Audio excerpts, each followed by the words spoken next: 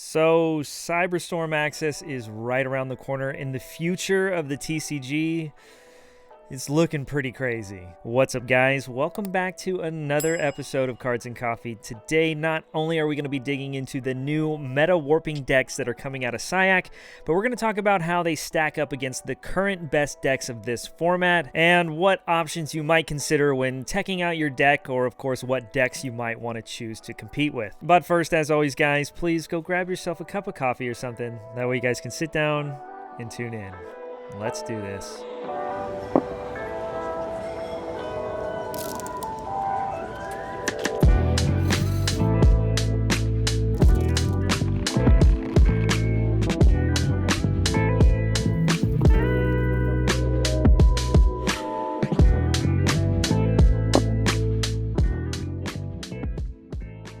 Alright, so SCIAC's going to be introducing a lot of powerful cards into the game, and not only is it going to give us new decks to play, but it's also going to buff up some of the existing strategies we have now to really put them to the next level. But before hopping into all these new decks, I will mention if we don't have a ban list anytime soon, a lot of the decks that we are playing right now actually are really good contenders in the next coming format. But of course, we are going to talk about those decks a little bit later, so make sure you stay tuned to see how well they stack up. But for the first deck I really want to dig into, and probably the funnest one to play, is the Superheavy Samurai deck. Now what I have here in front of you is a pure variant of the deck, nothing too crazy or revolutionary, at least off of what the OCG has been doing. A lot of players do favor the Earth variant out there, but of course they have block dragons, so I would be doing the same if I had it. But as far as Superheavy Samurai cards and generic cards that we're playing, we actually have most of them right now.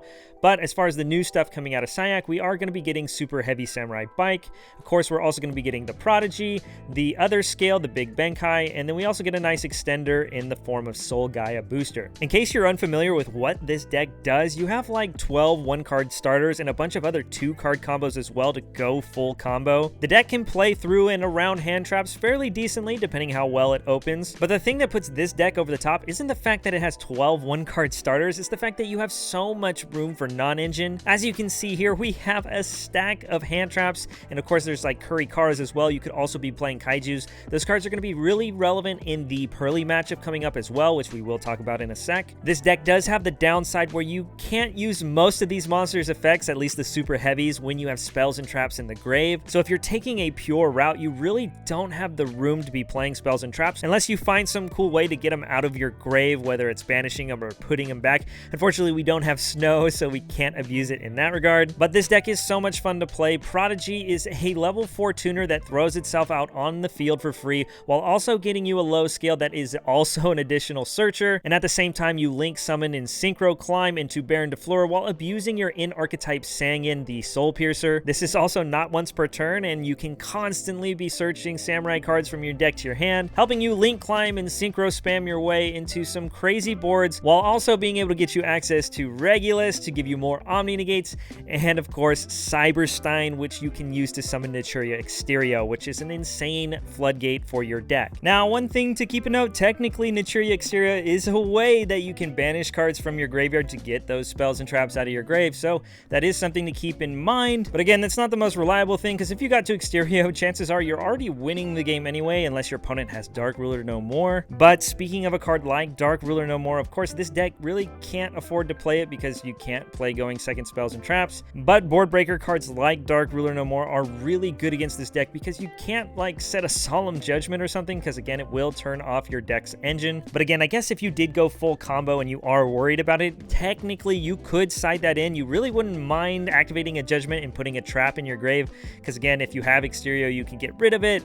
But again, this is one of those things that you need to test out yourself, and we'll see what innovation comes from it in the future. But really, you have so much freedom in what you can do with this deck, and again, like you can see, all the hand traps we have in here are so good as far as space goes. One thing to note though, I am playing Ghost Ogre and Snow Rabbit, which is actually a pretty good hand trap against a lot of these new decks in the next coming format. The only downside is it's not that great against Kashtira. Sure, there's some applications, but again, with Shifters and Arise Hearts, you're not really ever going to be able to use this card, so We'll see how it goes. Again, you do play so many hand traps, so maybe in theory, if you keep them off the Arise Heart, then this card would be good. But again, in all the other matchups, this card is really solid at hitting so many different things. Like in this deck, right away, you can tell you could just hit the Prodigy, and that stops a lot of things for your first turn combo. But again, this deck is so great. You get to make Baron Defleur before going off. You'll have Appaloosa, Exterio, Regulus. Sometimes you'll have Borreload Savage. It's so crazy what this deck can do, and I definitely think this deck is going to be one of the best, depending how people tech their decks out going into the next format. Oh, and one quick note before moving on to the next deck, that engine with Prodigy is so splashable. Don't be surprised if you see other decks playing it as well. Having a generic level 4 tuner that just throws itself out on the field to combo with, while also being able to set up Pendulum Scales and Baron Defleur before comboing off with whatever deck you are playing, makes for one insane engine that again does have the limitation about the spells and traps. But if you're playing it as an engine, then really you're just trying to use it first turn anyway, and after the fact you really don't mind having spells and traps in your grave because again it's just like a one and done type thing. Alright, so for the next deck I wanted to talk about, it is the Purrelys. We have the Volcanic engine in here, not the Crystal Beast. I actually really like the shells, but there's definitely some merit to the Crystal Beast as well. This deck is super consistent. You have 12 teleports, or I guess branded openings in the deck. You have so many ways to turbo into more cards and stack materials and end yourself on a Noir. This deck is so good at putting up one of the best Towers cards I've ever seen. The fact that this card not only is unaffected by all your opponent's activated effects, but being able to quick effect put one of their cards on the bottom of the deck non-once per turn is really crazy. This card right here is why you see so many people playing Kaijus and Kurikaras and Santa Claus. There are so many cards that can out it, but if it goes unanswered, this card can just take over the game. As far as the new cards that we're getting in the OCG, you get Sleepy Memory and a new monster in the form of Lily. Lily on summon is a once per turn, unlike the original Pearly, but this gets you any of your Pearly cards from deck to hand that aren't a quick play spell, meaning you can get access to your field spell or your My Friend, or of course the Yeep, the best trap card in this deck. It's pretty dang insane. It really fills in a lot of the missing gaps, plus the fact that you can exceed summon using it with the materials in grave rather than your hand like with the original Pearly really makes it to where you don't have to burn a bunch of resources to get going, and also makes it to where you can save some of your stuff when you're trying to play in or through hand traps. Sleepy Memory is really crazy. It's another one of the spells that help tutor out your monsters, but of course it doesn't really require you to have anything on the field to activate. Before Sleepy Memory, Pretty Memory was the only thing you could activate without there already being a monster on the field. Both players would gain 1,000 before you could special a monster. But besides that, with Happy Memory and Delicious Memory, you would have to have a monster on the field to target. That way you can resolve the first part of the effect, and then from there you can start comboing off, get your monsters out. But again, it makes it to where this card technically is like a 2.5 card combo by itself. But now with Sleepy Memory, not only do we have another 1 card combo that will let you go without a monster, but the effect it gives your Exceed materials is so unfair. Once per turn during your opponent's standby phase, your Exceed monster can let you draw a card, and yes, it is once per turn, but it's once per turn per copy. So if you have 3 of these things under your monster, you're going to draw 3 cards in your opponent's standby. Plus with Yeep, you can then Exceed summon in the standby phase for a new monster, primarily going into Noir. And then now that this is a new monster, you can activate the effects of Sleepies again as a material, and then you're drawing 4 to 6 cards with an insane Towers that bottom decks your opponent's cards. It's really crazy what this deck can accomplish. And again, just like the Super Heavies, you have a lot of room for non-engine as well. In this case, I am opting to play a lot of hand traps. I'm curious to see the route players go with the next format coming up. I just think there's so many crazy things a lot of these decks can do, so having hand traps is very nice at keeping these things in check, because just like this format, there's not one card that solves every deck's win condition. So by playing hand traps, you at least have a versatile way to just keep your opponent off from making their end board. But again, we'll see how things play out. You have so many options that you could play, and again, you could even be playing the Kaijus and the Kurikaras as well, not only for the mirror, but to deal with a Rise Heart if it's still in the meta, because that card is pretty good. Now for the last new deck that's coming out of Sayak, I have the Manadome archetype. I think this deck is very promising, and we are getting future support in a later set, but right now with how the deck suits up, I definitely think it's a good contender. But this deck loses to Droll and Lockbird very hard, and I don't know if you've noticed, but all the other decks I've shown you so far has main deck that card. Droll and Lockbird has already been a side deck staple in this current format we're in now, but there's even been argument to main it in stuff like Sprite. But now with all these new decks coming out, all of them can be hit with Droll and Lockbird very easily. Again, we're going to see how the format plays out, but even with stuff like Kashtira and Sprite, and of course Runic as well, Droll has a place against almost everything, so don't be shocked if you see it main decked. I actually strongly suggest you consider it yourself. But that being said, even though this deck really struggles against Droll, you can make an Appaloosa and a Baron with just a 1-card combo with a Hero Lives. I still don't know if I'm 100% sold on this engine. I think it's really good, but the deck can already play without it, and you really need a lot more non-engine slots to help combat the meta going second. But again, by no means do I think this engine's bad, but we'll see how it goes and how things play out, especially when we do get that new support. But if I had to give my honest opinion, I think this deck is a good contender, but I don't think it's going to be one of the top decks that overperform in this upcoming format. Just a really cool option. In case you don't know, this is a kind of synchro / link based deck. They all revolve around popping your cards to summon more monsters, and then of course you use them to synchro climb into Excel and then make Baron. And then of course you'll have a bunch of extra bodies as well, whether you're setting up IP or Appaloosa. It's really crazy. Plus they have the in-archetype Fusion Vicious Astro. This card is so good. Going second and even going first, I think this card is one of my favorite cards in this deck and is what really makes me want to play it. I just get ABC Buster Dragon flashbacks when I see this. Even though it's not a quick effect banish,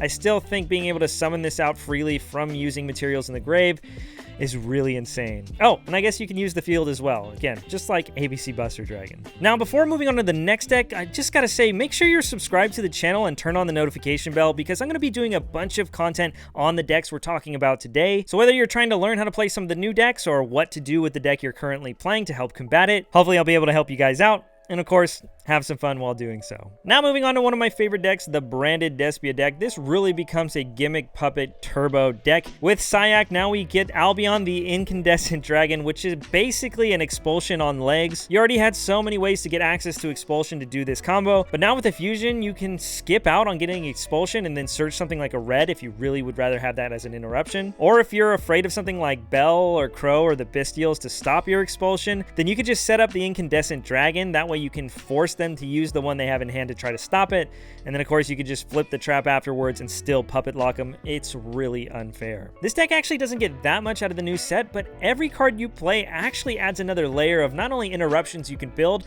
but hand traps you can play through. The new card we've added is the Guiding Quem. This is basically a Foolish Burial on leg for Albaz cards, kind of similar to Albion. Also, it is a light tuner, which is cool if you're playing the new trap card that lets you synchro summon on your opponent's turn. I don't know if players are going to be playing Etude, but it definitely is a cool card you can get, especially since it's a continuous trap, so you can get access to it with Lubellion. I'm very curious to see what people do, and again, it's really all dependent on how the format plays out. But before we go over the synchro monster, just know that really all you need is one of this card. You could play two, but really you have so many ways to get access to this. This card is treated as a Despia and a Dogmatica monster, so you can easily tutor it out with something like Branded Opening, but now you have so many options when it comes to Branded Opening specifically, so when you start mixing it in with Cartesia and Fusion Deployment and of course Albaz, you have so many different lines that get you access to different plays while playing through hand traps. And most of the time, honestly, if you're getting access to Cartesia and especially the Guiding Quem, you really don't need to resolve this Branded Fusion. You can go full combo without it. For all you Despia players out there, I will be doing more combo videos with this deck as well, so if that's something you're waiting on, make sure you're subscribed and of course,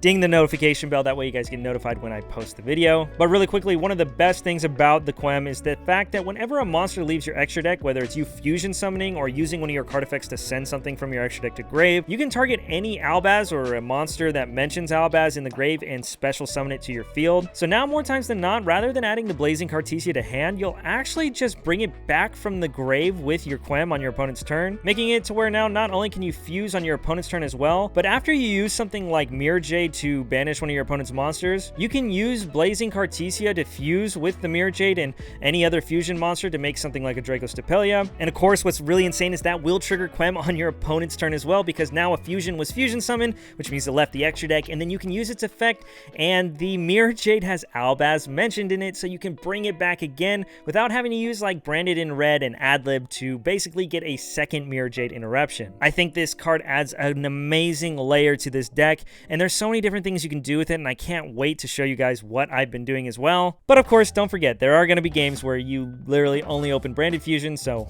when you get ashed, you know, it's sad.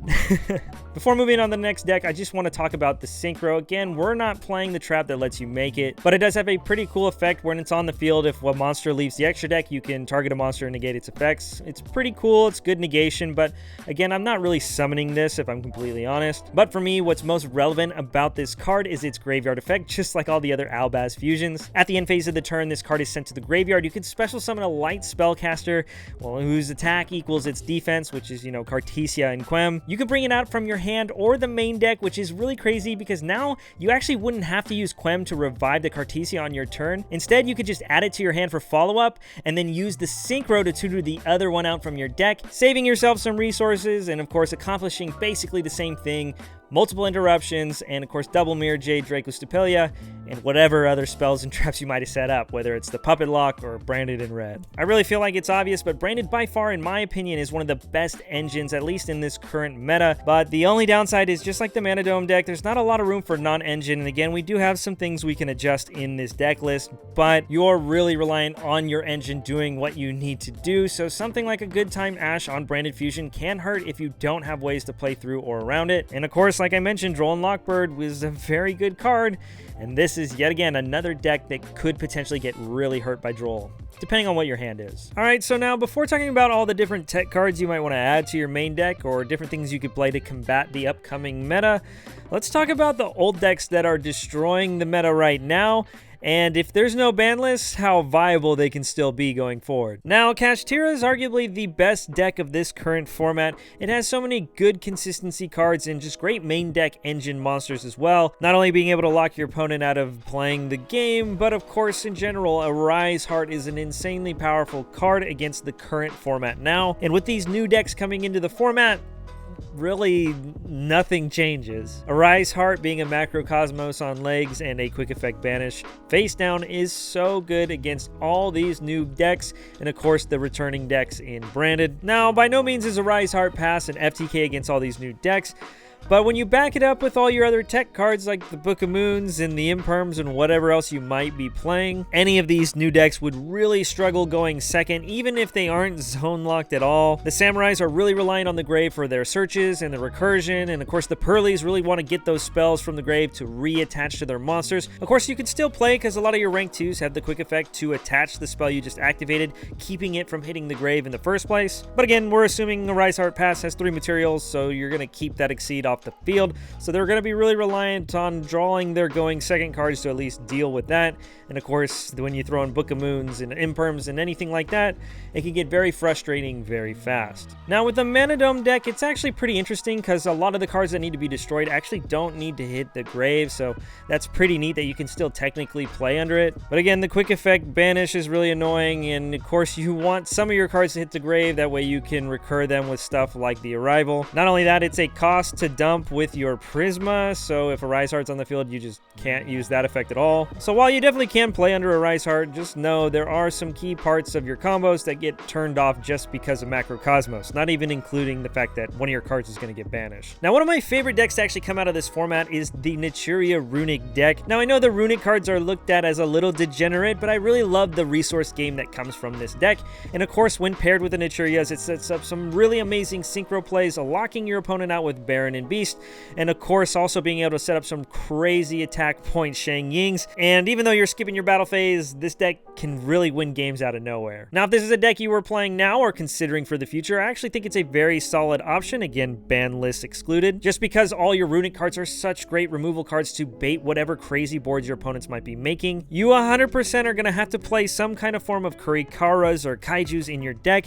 because not only are you going to have to stare down Arise Hearts, which are pretty annoying for your Runic cards, but now the potential of that Exterio sticking on the field is so much scarier than a Naturia Beast. The one downside that comes from playing the Naturia Runic deck is there's not a lot of room for non-engine, and you really rely on your Runic cards to help pick apart your opponent's board. So with the 6 to 8 non-engine slots you might be playing, it's very important to play very high impact cards, or at least cards that are hyper specific to countering whatever's going to stop you from playing the game. But that being said, again, it's one of my favorite decks in this format, and I definitely think it's going to be a great option going forward.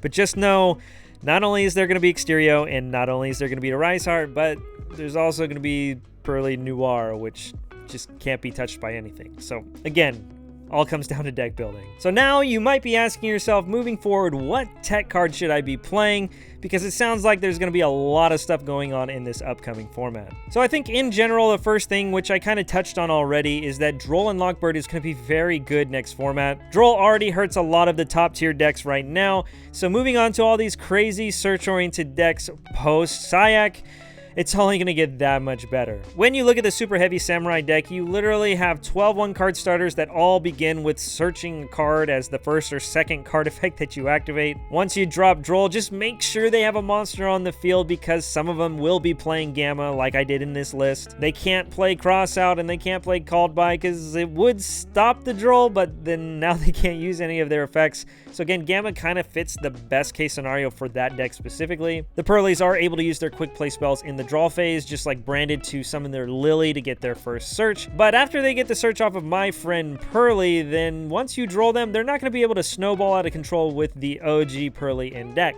especially if they're playing something like Volcanic Shell, because now they're going to discard actual cards for their effects. I think it's pretty self-explanatory with the Manadomes as well. There are so many search cards in here, and there's really little counterplay to it. You really just kind of have to end on some half-built board once you do get hit with it. And then, of course, there's Branded, just like the Pearly, can search in the draw phase with your Alibur, which is pretty nice. And, of course, even if they do get hit with Droll, if they have access to the other half of the Albaz engine, they can still make basically the same board because their end phase set with Albion is a set, not a search, so they don't really care. But don't get me wrong, there are going to be times where they just normal summon Alibur, get their first search, and you draw them, and the best they could do is maybe end on a Mirror Jade, and that's pretty dang good to today's standards. Again, that's one of the downsides about Branded is sometimes you don't care about Droll and Ash because you have a bunch of engine to just keep playing, and then sometimes you just open one starter card and then Droll on Alibur or Ash on Branded Fusion is just enough to skip their turn. Now, as far as hand traps go, of course Nibiru is definitely viable. It just depends on how relevant Kashtira is and if they're still going a Rise Heart Pass. And then, of course, anytime you compare Nibiru with a second hand trap against any combo deck, it's going to be